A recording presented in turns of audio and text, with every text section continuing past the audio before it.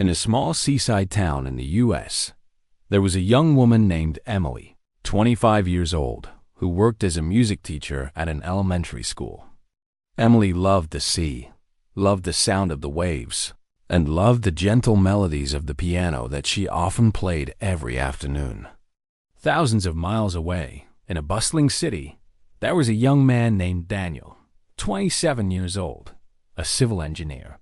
He was practical, often busy with construction projects and blueprints. But every night, when sitting alone in his rented apartment, his thoughts returned to Emily, the woman he loved. Emily and Daniel first met 2 years earlier during a summer vacation, when Daniel returned to his seaside hometown. One evening, he heard the sound of a piano coming from a small cafe by the shore, and that music led him to Emily. From that moment, they started talking, sharing, and eventually love blossomed as naturally as waves crashing onto the sand. But their love was not easy. When summer ended, Daniel returned to the city, while Emily stayed in the small town. The distance between them meant they couldn't see each other often. Sometimes half a year would pass before they reunited. People often asked Emily, "Isn't long-distance love exhausting? Without seeing each other every day, can it really last?" Emily would just smile and reply, "Love is not about seeing each other every day, but about remembering each other every moment. We carry each other in our thoughts, in our prayers, and in the little things of daily life." For her, every time she looked at the sea, she thought of Daniel's eyes.